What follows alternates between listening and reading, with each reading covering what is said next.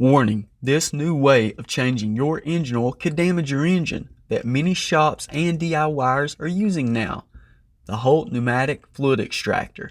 Here we have a less costly version, and I've seen many tests, but let's find out. Does this one work? Can it damage your engine? Is it leaving sludge in the oil pan as many say?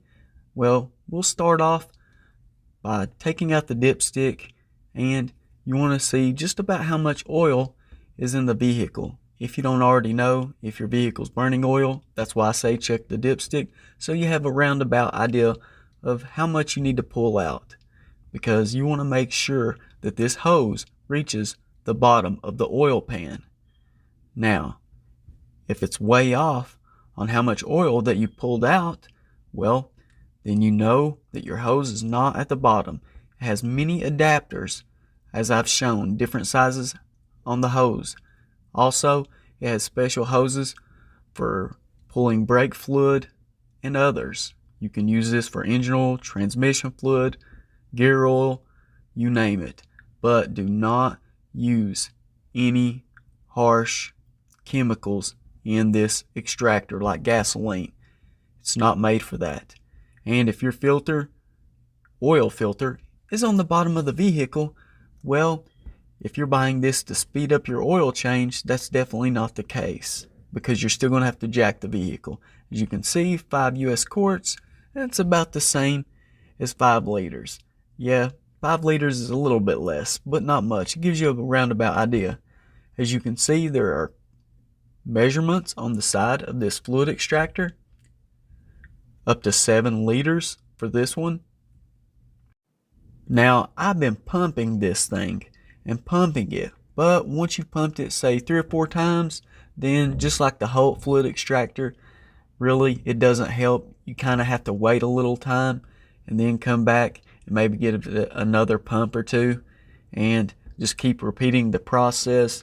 It's not very fast. You want to use the biggest line that you can get to fit down to the oil pan, and as I said, you need an air compressor if you want to use the pneumatic part of it.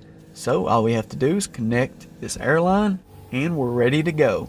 Obviously this weighs a lot faster. I'm just seeing if there's anything left in it, because obviously the air compressor is going to be able to move more engine oil out, and there were a small amount left in it, but really it seemed to get all the fluid out that it possibly could. I placed my dipstick back in.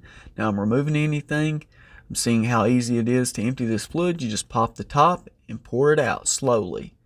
Guys, I seen with the Holt fluid extractor, you can just pump it out, and that didn't seem to go so well. This one seemed pretty easy. Just pour it out, really. Now we'll go ahead, get this vehicle raised up enough so we can pull this oil plug out. Find out once and for all, is it going to leave any heavy sludge inside the engine?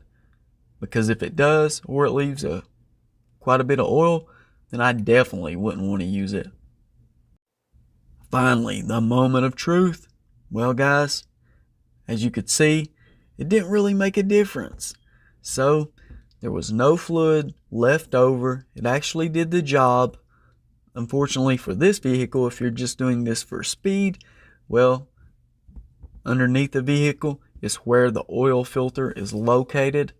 So I'm not really sure what advantages there would be to doing it this way.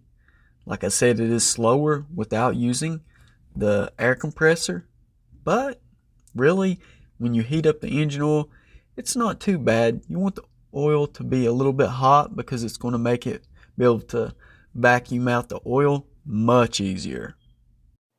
If you would like more information on this fluid extractor or where to locate one, well, just check out the link in the description below. Thanks for watching Nate's Interactive Auto.